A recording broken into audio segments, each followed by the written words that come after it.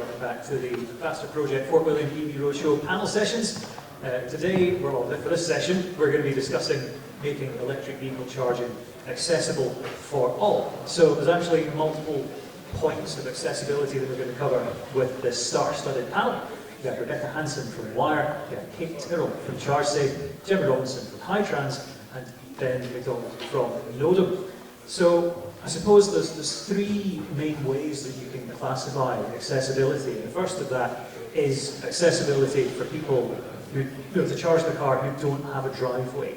So why is that important, I suppose? And I suppose, Ben, we'll go to you since you're working on this solution. I think it's commonly cited that about 50% of households can't charge from home because they don't have a driveway, and fundamentally, if we want this to be an equitable transition, a just transition, we need to have more people being able to access the cheaper overnight tariffs that are available. And if we can do anything to encourage people to be able to charge from home using lower carbon energy, that's the solution that we need to find. And there's a few different systems that are either being trialled at the moment or in development. We're doing one of them, which is an over the footpath gantry based solution. There's others which are gullies which are dug into the footpath. And no doubt there's some more as well. Oh yeah, well there's a catalogue of solutions that we'll be covering in just a second. And yeah, the NODUM Charge Bridge demo is actually over there for everyone who's in the room today. Next up is accessibility from a mobility perspective, or mobility impairment perspective. So, Gemma, I know that you're doing some work on this within the Faster project. Tell us more in that regard. Yeah, obviously we want charging infrastructure to be available to everyone, not just the able-bodied, but everyone with a mobility impairment as well. So there's been a lot of work over the last particularly the last 3 years with Motability and Designability particularly coming together, Urban Foresight as well doing trials to look into how we make charging bays accessible for everyone, universally accessible, so that we're not excluding some people from being able to make this transition. Excellently put. And the final point is accessibility from a safety perspective. So it would be remiss of me not to direct this to ChargeSafe. Thank you very much. Yes, so if we take care of these personal safety considerations at a public charge point, then we're also going to be ensuring that we make it more accessible for everyone to be able to use, whether they feel personally vulnerable or if they have accessibility requirements, if they are a disabled person, ensuring that they're able to safely, promptly plug in, charge, get the charge they need and carry on with their day. There's no reason why any single person should not be able to charge in a safe and accessible manner. Precisely, and I think that when we cover the safety aspect later on in this session, I think people will find it quite eye-opening. In fact, for quite a few of these it will be quite eye-opening. But if we go back to charging without a driveway, without the ease of that, as I said, there is a catalogue of solutions available. If we start with yourself, Rebecca, for people who don't have driveways, what have you seen that works successfully? So, coming from Glasgow, where virtually everybody lives in a flat or terraced housing, it's the highest percentage in the UK. So virtually everybody there that has an electric vehicle has to come up with a solution that does not involve a home-place charger. So virtually all of my friends that have a car, my staff that has cars, they take advantage of the public charging infrastructure. Obviously, Costa came up with that recently. Until about 18 months ago, it was free.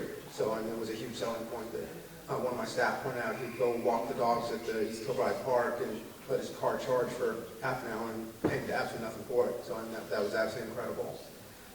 I definitely think going forward that one of the things I've campaigned for a long time is that this is a sea change, that we need to take advantage of the fact that electric vehicles are very, very different than petrol, diesel automobiles. And I still don't think the industry is. I don't think the industry realizes you don't need to go to a special place to charge a car. That electricity is literally everywhere. I chatted with you earlier. There's electricity running through this building. There is no petrol running through this building. You have to go find some magic place to fill up the petrol, and that is just not the case with electricity. there is literally no reason there could not be a charger at literally every spot a car is parked. Because for the most part, most cars are sitting there doing nothing all day. They just sit there 20, 22 hours a day. They go out on a couple of runs and then sit there the rest of the time. And I think that's a world we could have. It would not be a big deal. And they don't need to be charging fast at that point. They could be very, very, very slow chargers, and everybody would be content. One of the panels pointed it out earlier, is one of the things we could do is that it helps balance the grid. That obviously we could take power in the cars, they can also push it back out the grid. You could just imagine that everybody taking all that cheap power generated at night when it's nice and windy outside and nobody's using any electricity to such a point that wholesale rates go negative.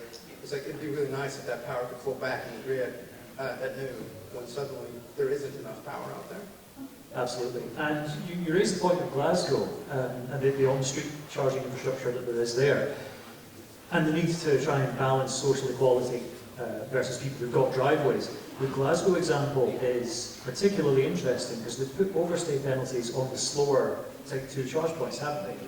Was it 4 hours is the maximum limit? I believe it's 4 hours, and the Glasgow Council has been doing a very good job of trying to make sure that everybody gets some use of them, because people were just literally camping at them, and it was terrible. And Glasgow does definitely need more in-city charging, especially because they've implemented their LED Z zone. Apparently right now people are not paying attention to it. They just now view that as a cost of driving in downtown Glasgow. It's a massive fine to now drive in Glasgow. But I had a meeting with Councillor Aiken, who's the first councillor in Glasgow, and she was pointing out they were shocked about how many fines they're collecting. Actually, despite that, the low emission zone in Glasgow is a very weak piece of legislation. I remember someone saying, oh, there's no way I'd be able to afford a car that would be compliant with a low emission zone. I went and found the cheapest petrol Ford Fiesta on Auto Trader that was like less than 500 quid, and that was LEZ Glasgow compliant. So, basically going, you're fine, unless it's a very old diesel. So if anything, it needs to be more strict. But the overstay penalty issue, I've got with Glasgow Council, great during the day, to stop commuters from monopolising it. But for local residents without driveways, overnight, they have to get up at like 2 o'clock in the morning to unplug their car, or they get a fine. How is that social equality? That's poisoning that inequality gap, isn't it? It's like one of the panels pointed out earlier, we also have to keep moving forward. We have to look at solutions, because obviously that's a fail. Somebody did not consider that somebody's going to be parking the car at 2000 hours, and then you're supposed to get up at 4 hours later and go move your car. So that's completely unrealistic. So obviously, regulation has to keep up, and regulation is not keeping up with our industry. To your point, the LEZ zone is incredibly lame. I mean, it's like anything with the 2004 qualifies as petrol, and it's 2017 for diesel. They should just outlaw ICE engines, but now you're getting on my soapbox. So.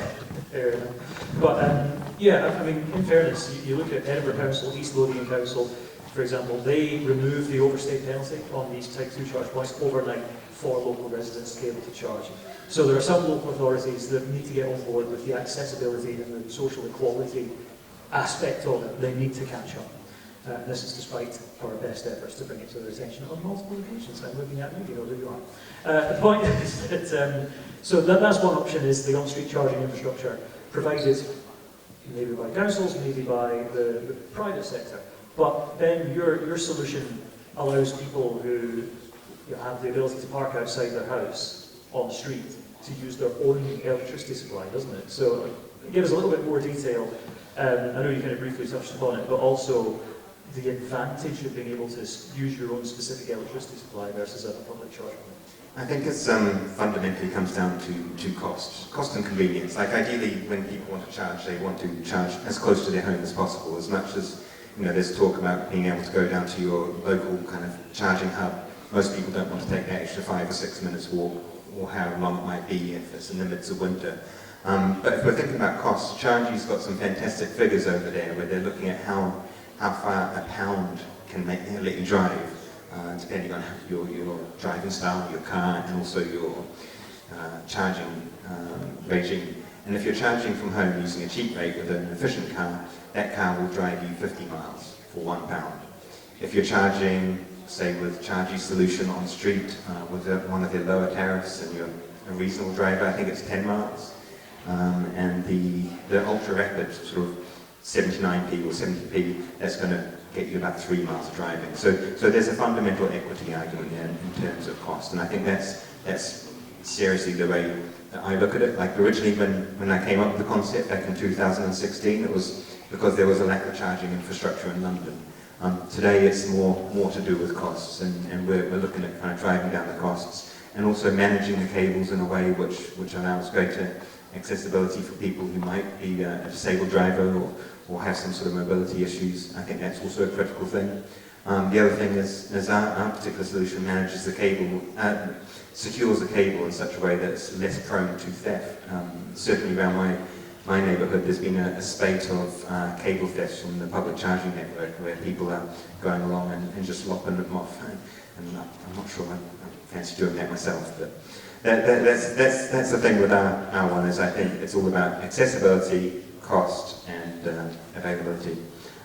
We are looking at trying to develop the ability to share it. So if you have a group of houses, there might be maybe 10 households that might share 1 or 2 of these. So if you're not using it, you can let Etsy down the road and use it, or you might use, I don't know, think of another name, some other person's one. So Steve, thank you. Steve uses it as well. So I think that's a really important thing, because we don't all need to have a plug for every single bay, and that would just be, there's not enough copper in the world for starters, and it wouldn't be a good use of resources, but certainly having the ability to charge when you need to is critical.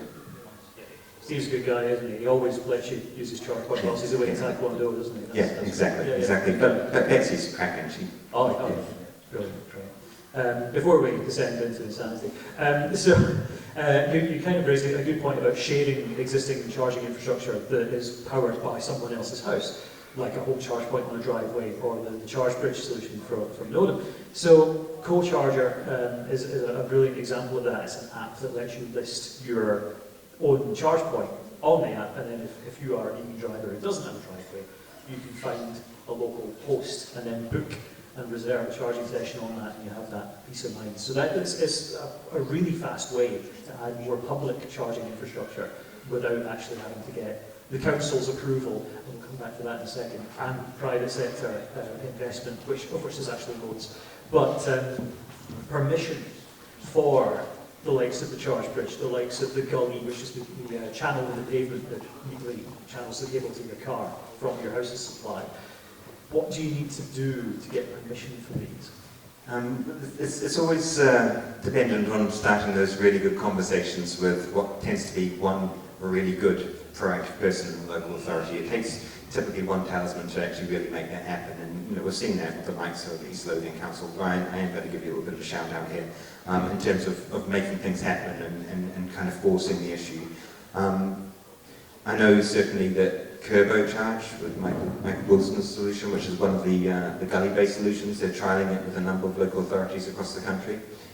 For our solution, we're probably, in fact we are going to be trialling it on some sort of semi-public sites over the next 6 months before really kind of pushing on the legislative side of things, because it will take a local authority that's willing to put the human resource behind developing the bylaws to make these things possible, and that is a reasonable piece of work. But I think once we get 1 or 2 kind of jumping on it, it will be the case that will roll out. There is provision within the primary legislation for overhead solutions, so that already exists, but it's about them tailoring that to the different needs. So I've got every confidence that it will happen. It's just a matter of taking the time. So basically, approaching the right people within the council, pestering councillors, MSPs, MPs, basically trying to get them on site, I guess. And absolutely. But I think really importantly, there's going to be a lot more capital available to develop the human resource as part of the levy fund. I think there's £50 million that's being pigeonholed for developing the human resource within local authorities, which will be a game changer in terms of what councils can then provide in terms of the support for this. So a dedicated EV officer who would handle these kind of cases then, a Ryan Robertson in every council. Absolutely. Anyone in the EV world is like, oh, Ryan's a legend. So basically, all you need to know. I do have a quick list of which we'll blast through of other kind of solutions for people who don't have driveways. You've got, as we kind of covered, on-street charging infrastructure from the likes of ChargeSafe and Connected Care, who are here today. And I'm pretty sure that they're hiding in the audience with plenty of, oh, there we go, I knew that would be the case, they'll be raising their hands at Q&A, no doubt. And then there's the likes of what Dundlee's done with communal charging hubs, so it's like a petrol station but for electric cars. I've seen that Oxfordshire County Council has done something similar with slower charge points in the middle of their market towns and so on. It's not necessarily a one-size-fits-all solution, is it? But all of these do allow people without driveways to charge their car. Anyone here particularly got experience of charging an EV without a driveway on a regular basis? Well, here we go. Yeah, I don't have a driveway, so I'm solely reliant on public charging infrastructure. On the roads surrounding my home, there are the connected car charging style solutions available. They have recently been acquired by another business, and this has introduced a whole new level of things that we will explore over the next decade, and that is, when you are selling or being acquired by someone else, how do you seamlessly transition all of those users over to this new company? And unfortunately, I found myself in a position where I couldn't get the charger to initiate one evening, called the helpline and was told, oh, we don't take calls with them anymore. And I was like, well, charger's not going to work, I really need to charge. So I think we're coming into this really interesting time of, yes, there are really amazing solutions out there for people who don't have driveways, but we need to ensure that we're really putting the consumer first, whether they are able to initiate the charge, actually use the charger, be able to access the charger, so is the charger stuffed away in the back of a private space that has a barrier over it after a certain hour, which we've also experienced. So is it open to the public 24/7? Are the bay sizes appropriate? Is it well lit? All of these things. So yeah, I've really had my fair share of public charging infrastructure. I can see you championing the safety and accessibility as well there, for sure. But just to clarify, so it was Connected Care-esque as opposed to Connected Care itself, those ones that were having the issues, was it? I haven't got Connected Care where I am. No, it was just similar. It was inside a bollard, 3.5. Oh, right, yeah, power. I think it was. So, a good 12-hour charge to get to 100%. Yeah. Or there's a plug point over the road in the Tesco's car park. And we've got 2 Instabelts in the city, and that is literally it. What? Okay, we have zero infrastructure in Portsmouth. It is terrible. Private sector, Portsmouth, doors open, mate, go for it. No, but I could just kind of see Connected Care when you mentioned that going, oh, that's nice. I was just but actually, yeah, as we move on to the mobility perspective of accessibility, I'm going to throw open to the audience very quickly. Are there any EV drivers here who have a mobility impairment and regularly use public charging infrastructure? Excellent. So I'm just, can we get the mic, please? Because I want to get your experience of public charging round about where you are when you're on road trips. And then, obviously, we'll open up to our experts on the panel to see what's being done. Yeah, that was going to be one of my questions. A lot of them, Instavolt can be one of the worst. A lot of them, they put them in McDonald's, which is good for safety and somewhere to rest and eat. But they're in just normal width bays with upper curb behind bollards that can be quite difficult. They're not the only ones, there is a few. It just seems to be a lot of places, just it's an afterthought. I was just 2 weeks ago down at Harrogate and I stopped in at Lemming Bar. There's a McDonald's there, 6 grid serve chargers, and they're excellent. One of them was actually widened for wheelchair access, but every one of them had wider bays, no curbs, no posts to stop you getting in there, to get in the road. That was excellent, that's how they all should be. But a lot of the public chargers out there, even the ones that's on the pavements and the side roads, they're up and down pavements, they're set back, they're behind posts, it can be a nuisance. So I thought, it was important to get that experience firsthand from someone who experiences it every day, And on that note, I suppose the charging infrastructure just across the road at Ayr Car Park there, have you used that? What's your feedback on that? I've not used it yet because it's been a long time coming. There's been one rapid over there that started in 2014. and I think up here it's been terrible. So one Rapid over there in Teslas, but it's been a long time coming, so I'm going to take a walk over there later and have a look at them just to see what it's like. I didn't even bring my electric car today because of that over there. Well, I mean, there's a whole story behind how long it took to put those new chargers online. I'll catch you afterwards and tell you. But yeah, I'd be interested to get feedback on how this new infrastructure is when it's being installed. But I suppose over to the panel, starting of course with Kate, your work with ChargeSafe, you're looking at these mobility requirements, aren't you?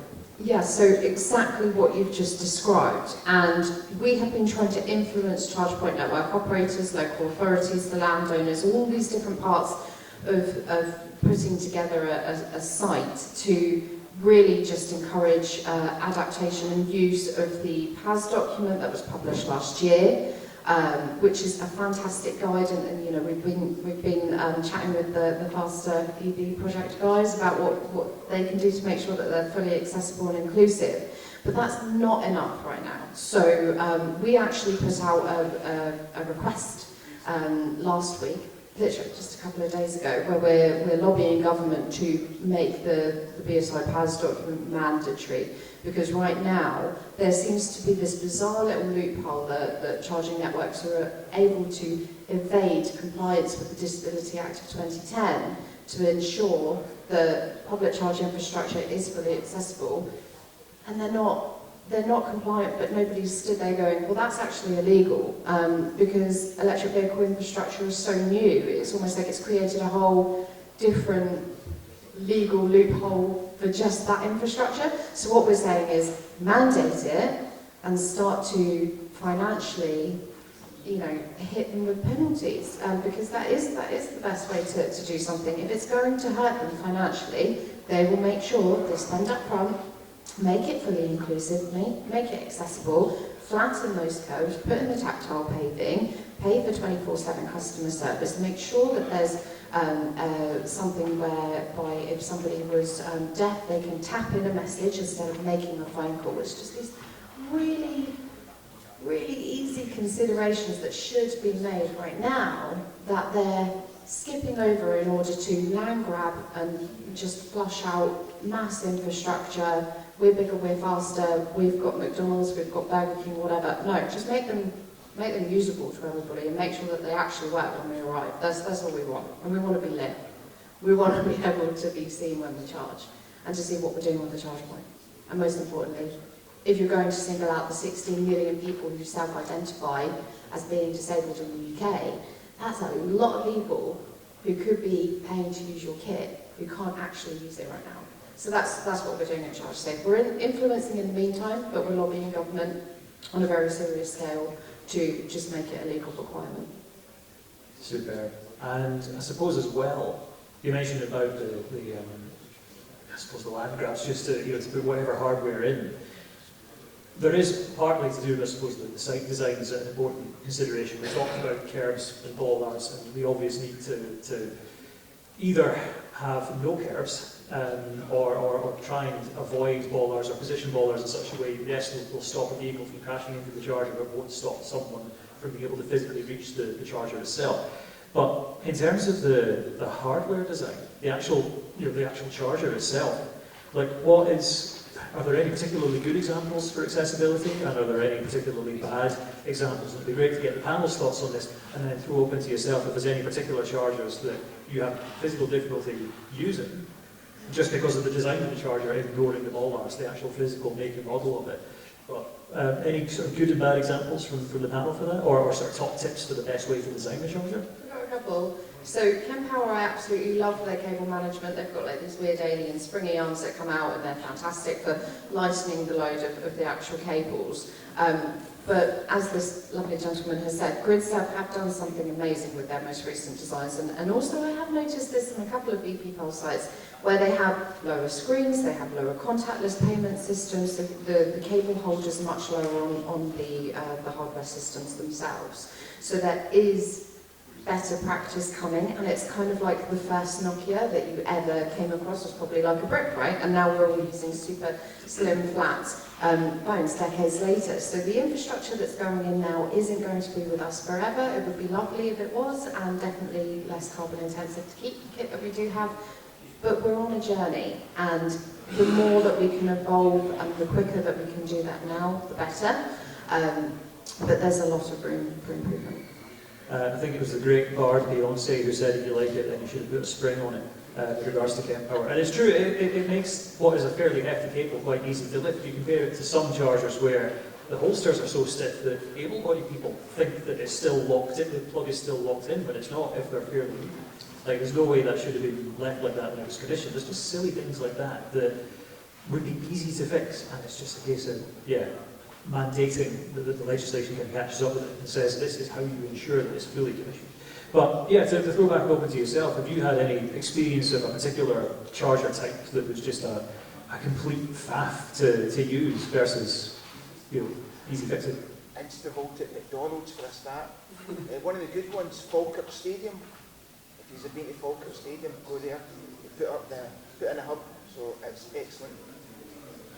Just for the sake of anyone viewing this on the internet, because apparently you had the mic taken off you, sorry, I hadn't realised that. So yeah, again, Instavolt, the McDonald's sites were just highlighted as being particularly badly designed, but the Falkirk Stadium ChargeSafe Scotland hub is particularly accessible, and it's got the solar canopy as well, so you're staying dry whilst you're charging, just like your petrol and diesel powered counterparts at the canopy petrol stations. So yeah, really good feedback on that. I think just to paint a picture about what Instavolt do at many McDonald's sites is they always have a curb in front of them, and it's quite a steep curb.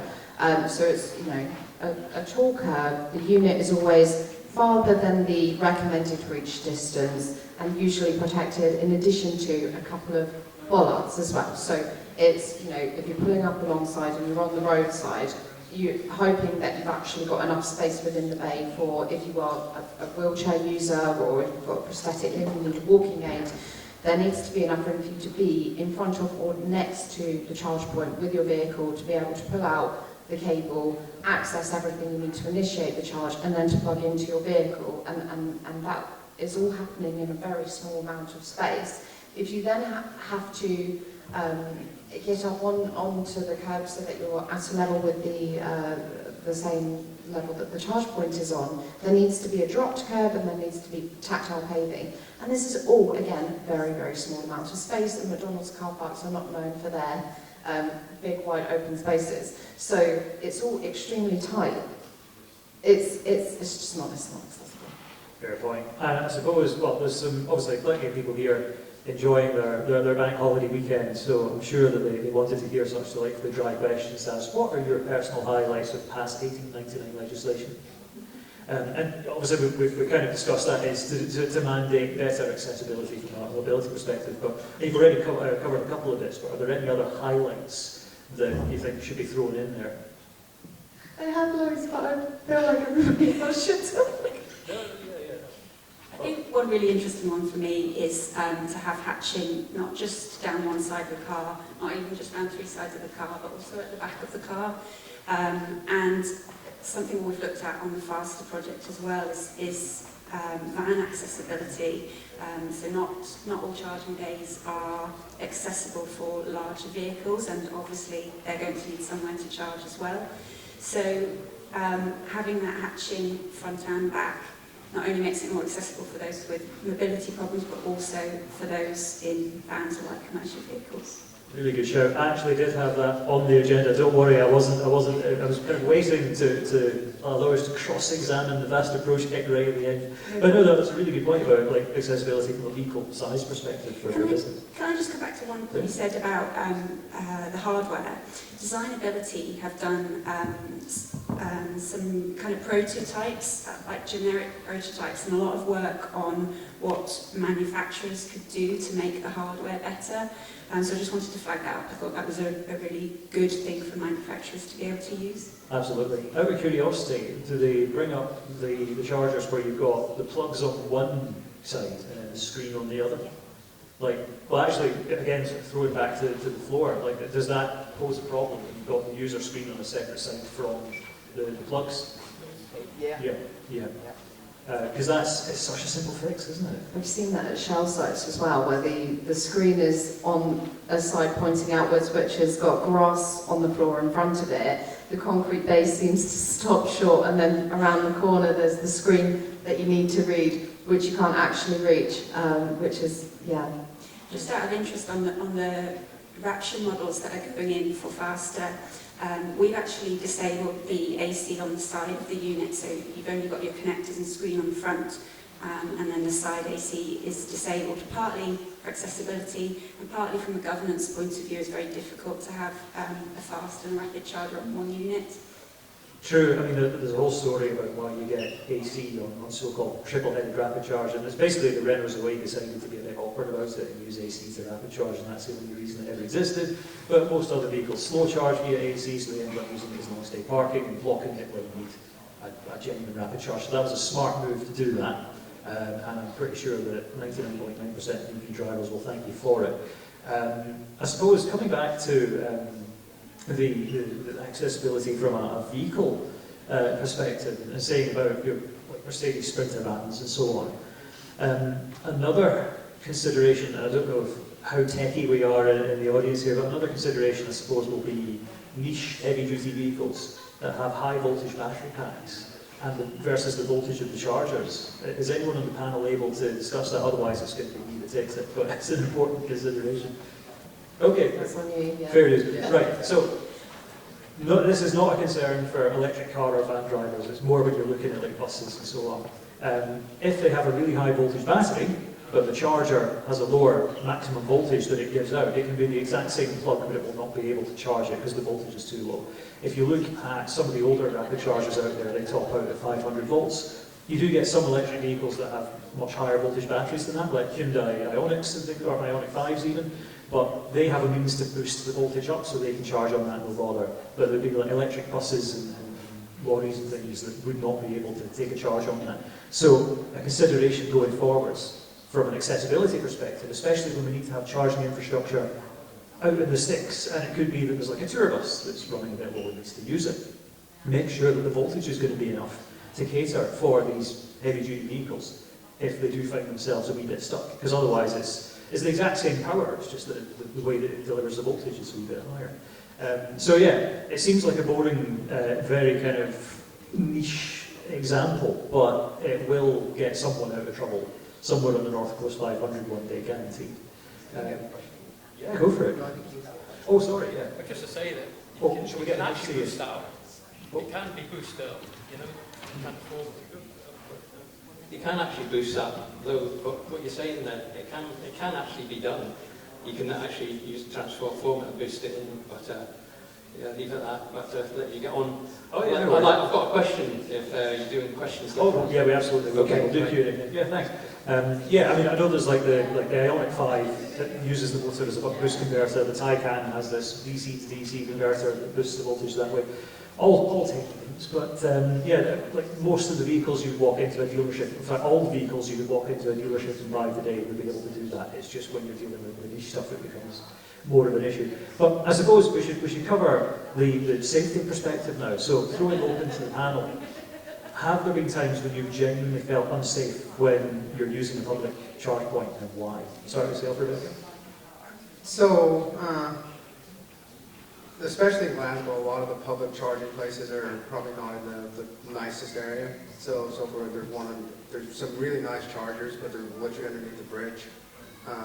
Very poorly lit. It's like I would just not want to be there in the dark at night. I think that a lot of the Tesco's have a huge problem in the fact that they put all the chargers behind the store, usually backed by the rubbish bins. And I assume that wasn't because they're just being inconsiderate. I think it's probably because that's where all the power came into the store. And once again, they just took the cheap way, the easy way out, instead of actually doing it properly and putting them up right in front of the store where it's well lit and nobody can have any concerns.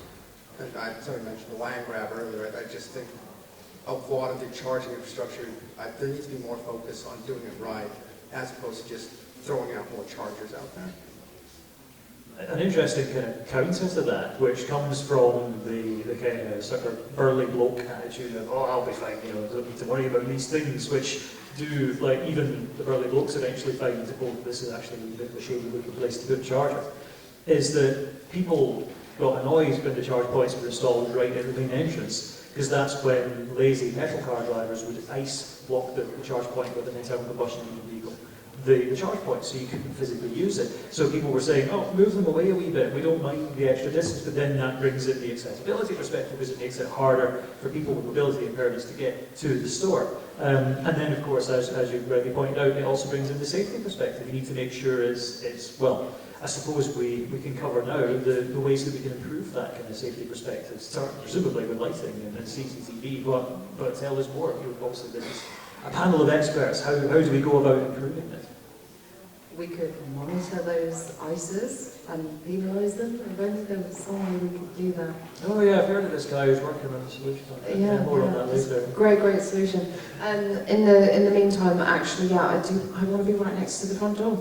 I want to be seen. I have had loads of experience with this, so much so that, you know, I started a company with my lovely husband to protect people from exactly this. And I think as well as just the safety from whether you feel vulnerable when you're in a really dark spot of a car park and you're not sure if you want to get out of your car or not, actually the fact of the matter is electric vehicles are expensive, and there seems to be this perception that if you drive an electric vehicle, regardless of whether it's salary sacrifice, you've been given it as a company vehicle, you must be loaded. So that does make you a bit of a target in high crime areas, where potentially, you know, somebody might be waiting for you to get out of your vehicle with your wallet on you in order to initiate the charge. And there's such a big opportunity there for organised crime. It terrifies me that we're going to start seeing crime statistics related to this, and I don't want it. So yeah, I've had a ton of experiences, and I don't like it. Bit of a brainwave here. Does that mean there's a safety argument for Tesla-style plug and charge without needing cards or anything like that? That would be perfect. That would be the best solution. Because yeah, exactly. You're not exposing any of your cards, your wallet, or anything like that. It's literally the car handles the payment, doesn't it? It helps with safety. It helps with accessibility. So those who, you know, have extra steps included in initiating the charge don't need to worry about having all of these things with them to reach to a payment holder or a payment transaction. We don't need to worry about being stood outside of the vehicle and registering on mother's maiden name and dog's date of birth on an app in order to initiate a charge. Yes, Tesla-style payments for charging is the optimum.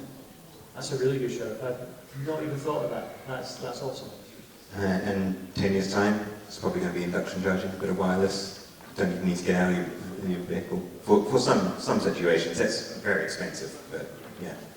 That's about, yeah, we've not got the agreed standard yet on inductive charging. So like the bit that's fitted to the vehicle and the bit that's fitted on the ground to do this wireless charging need to be the same and all this. But yeah, that's another good point for sure.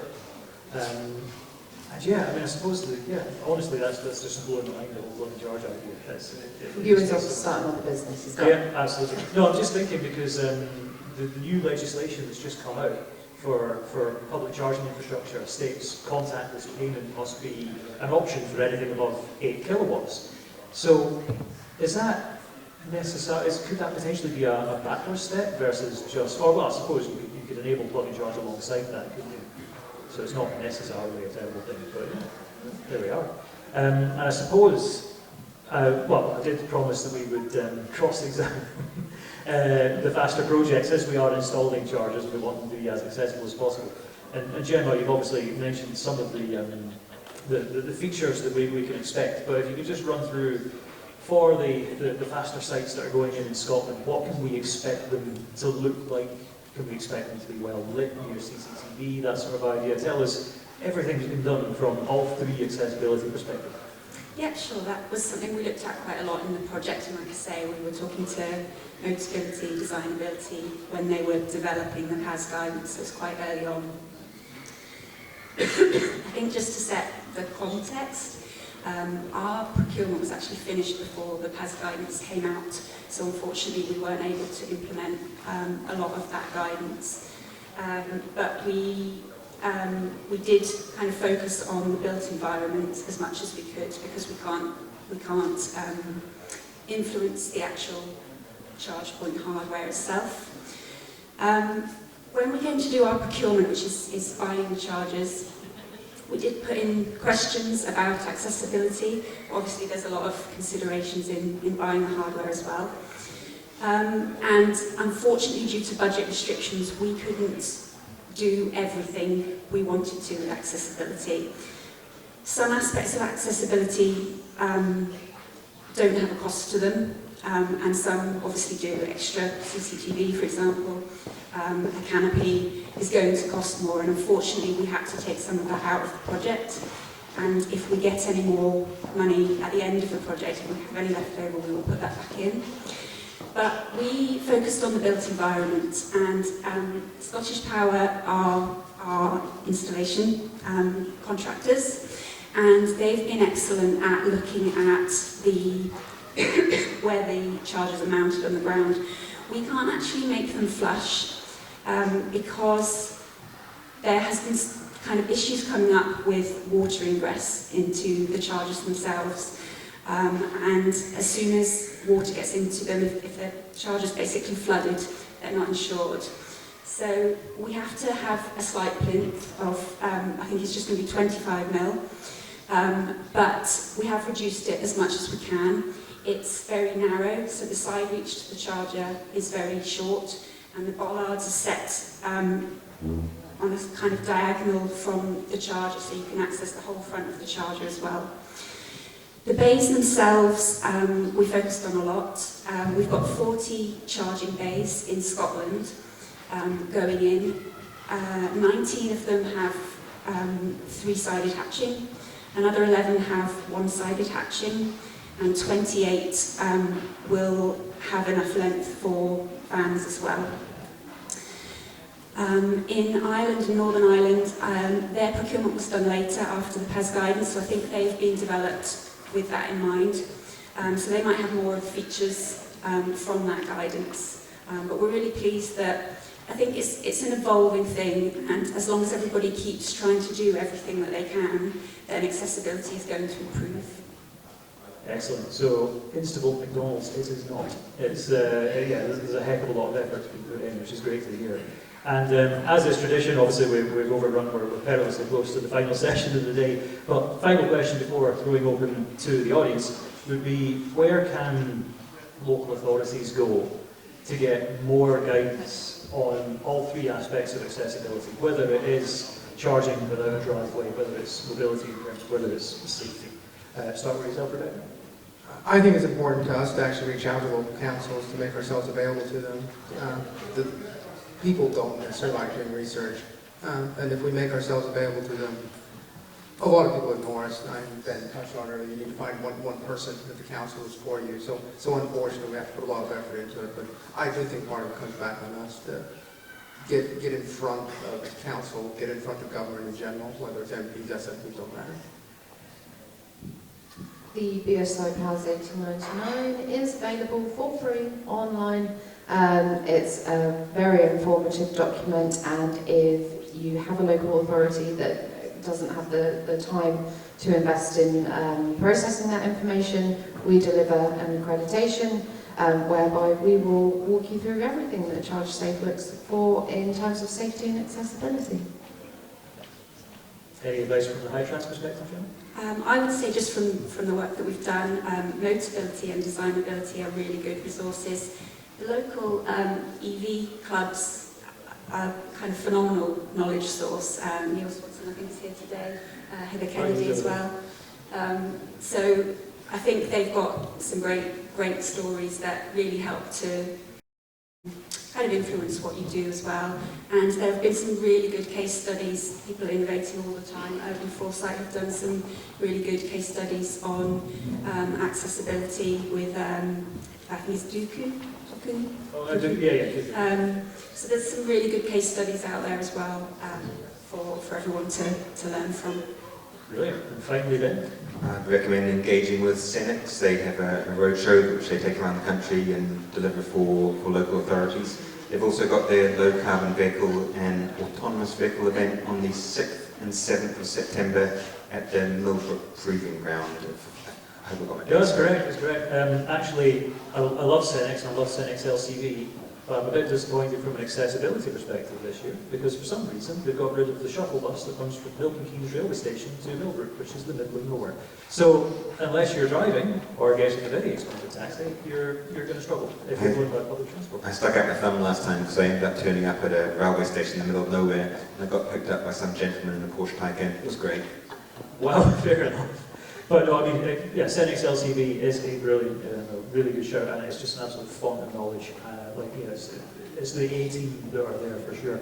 So yeah, goodness, we were running out of time for questions. But any questions from the audience? Oh, you've got the mic. Go for it first. I'll go quick and get around. Introduce myself. Sure. I'm Robert from Plymouth. I live local. Inventor of the one-piece steering column on the automobile, 1999. Wow. So I attend Motor Society of Motor Manufacturing Traders, go to Automechanica. So yeah, pretty deep involved in things in motor industry. Just want to say that on your accessibility, stick with that. Have you ever thought about using the street lighting? Because it can be done. I believe that's been done down in London. If I can add to that. To take these cables under the ground into the street lights from the homes, and also use the homes like using that light from vehicle to home. You know that side you need to switch back, but get the point. Using solar energy of maximising the vehicle solar future. And the council sort of come together, authorities, and share that with people. And then that's that. And then you've got your plugs in every light system. True, yeah. I mean, there's a few streetlight options. Yes, You're building it in. So I suppose there are quite a few. There's like electricity and what about the other ones again? There's loads. Electricity, there are some others out there, and whilst that is a fantastic solution for people who are living locally. Who are living locally. If you're driving away from your home and you are on a time, the electricity lamppost style are often very, very low power, so you would have to be staying. We could do something about that. Overnight, yeah. Nice triple charge. There we go. Yes. And the other thing about it, I work on the air battery, aluminium air battery. My father invented the first one, it's just for the forces. So I work on that. Obviously that can be a safety cage as well. But plates have got to be, it's a reverse off the smelter. That's what it does, so it releases oxygen. So, it's a backup system, it could be done. We use that as a backup system, so when you're short, just plug that in, boot whatever, So there's a lot of options coming along. It's smeltering, resmeltering the aluminium plate, the oxide. So there's a good future in this, when you get it right. But that post in the triple charging at the moment is a good idea, and as you can update that and that maximise that, you put solar panel on this. Street lighting, Sure. All this adds up, and it helps the household, helps the people as well, offset the cost of the vehicle.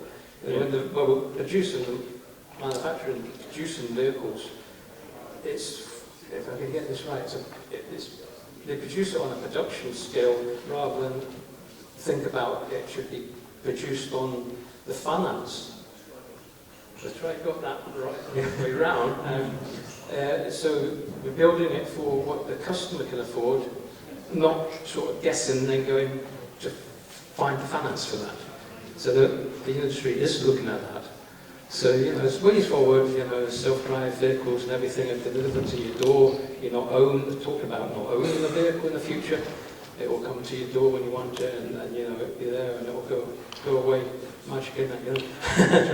You know. Anyway, I'll let you get on. Yeah. So someone else I want to speak. You know. We have another question over there, Bill, so we'll just get next being passed over. Just for waiting, is there anyone else who had a question as well? So we know you're perfect. Yeah, we'll get back to you. Get a job. Okay, I'll keep this one short. Yeah. Is there any moves for EV manufacturers to actually standardise where the charging port is on the vehicle, therefore able to standardise the cable, shortening them, reducing the weight? We've got this ridiculous situation with Tesla now where they're opening up superchargers across the country, and yet BMW is parked across 3 slots so that you can get a short lead, which Tesla use quite conveniently to the back corner of their vehicles. Great question. Such a simple yet effective idea. Surely that would be the easiest solution. It needs to happen, but no. The SMMT, you know, that they've actually said the manufacturers themselves cannot align to say this is universally where the charge socket is going to go, and is it going to be CCS? Is it going to be channel mode? Oh, I mean, yeah, CCS has won the format war. It was kind of pushed on us by predominantly German automotive manufacturers, because ChargeSafe existed and it was perfectly good, but they went, well, we have to have our own standards, and now there are 2 competing standards, and one of them's not quite as capable as the other. But anyway, if you've got all this going on, and now, of course, Tesla over in North America has just gone, well, we've got our own supercharger format, and we're opening it up to everyone, and now everyone in North America has got a totally different plug. So if you were to import some fancy kind of electric muscle car from the States, you'd be staying at the charge port going, oh, how do I plug that in? Which, yeah, that's kind of frustrating. But from the point of view of exactly what you said there about standardised where the port is on the car, unless it's severely detrimental to the aesthetics and the design of that vehicle, I don't see why they couldn't standardise that. And I think it's frustratingly, I think what we're going to have is Tesla and North American brands putting it rear left, and then German brands going rear right just to be annoying, no other reason. And yeah, I hope that I'm proven wrong on that, but I can just see there being a staunch reluctance to standardise on that. It's really frustrating as well, because exactly where that charging port is so important to the accessibility of using a charge point. So, like the gentleman was saying about using a lamppost, if you're driving a Zoe or a Kona, it's at the front of the car. So you would have to be on the road to plug it into the front of the car, unless you're parking in a bay, which isn't the case for on-street parking where a lamppost is. So yeah, that one thing, if the manufacturers could just agree on it, could actually be really transformative for accessibility. 100%. Great question, Matt. And final question. Yeah, not my question, but I've actually ruled out some cars because of where the charge port is.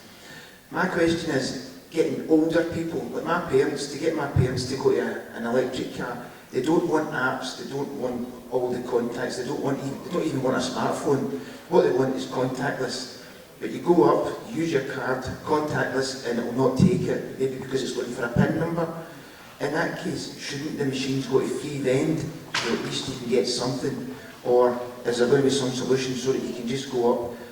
People just want to be able to go contactless. Probably plug and charge in that sense, wouldn't it be? But that would entail the first time that you register on that network, or if you do some sort of roaming setup, the people on this panel will be able to say better than me, but inevitably someone at some point would have to input their payment details on some sort of web portal, which would then link the details to your car, wouldn't it? And then after that, it's literally a case of just plug in, it registers automatically. But you would still have the dealer having to help set all that up for someone who's more sort of technical. So go for it. Yeah, as I understand it, so with the chargers we're getting with Scottish Power, we are all contactless as well for accessibility. But if the charger wasn't working and they couldn't get a charge, there's a stored amount of account users on the chargers who can still get a charge, and it will be billed to them when the charger's back online. It can go to free vend, but it's a very, now that charging has a tariff across Scotland, free charging, free vending is a very difficult political kind of question. So people are steering away from that and going towards that stored information in accounts. There is another potential accessibility issue here, and that would be in affordability. So if, for example, your parents rock up and they use contactless, take a pre-authorisation fee, say if it's £45, and it doesn't appear to have worked, then they might try it again, and that's £90, and then it's £135, and I'm imagining that maybe they're of a pensioner-style age, in that they may not have a couple of £100 just sat around waiting to be swallowed up by a pre-auth fee. For those people, 100%, if the charge fails to initialise, the payment method isn't accepted, I 100% will call the operator and explain that I am sat at their charger. Sometimes I might tell a little porky and say I'm on 0%. I'm sat here, I cannot move, you need to charge my car.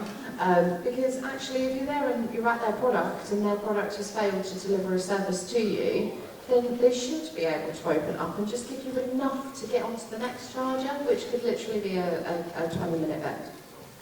True, absolutely. I think anything else, or Pre-authorisation used to be just £1. You could make it £1. There's no need for it to be 40 and 50 and anything like that. particularly when there are some networks that hold on to that pre-auth and take ages to hand it back, but that's a story for another time.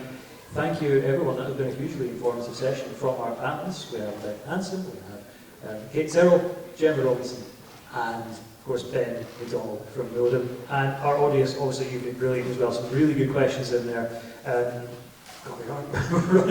I always overrun on these panel sessions. So I'm now going to switch into the audience, sorry, not in the audience, into the panellist chair, because we're going to be busting some electric vehicle myths with Gary McRae taking the helm, and I'm going to see if I can find our other panellist, James Coates, for that one.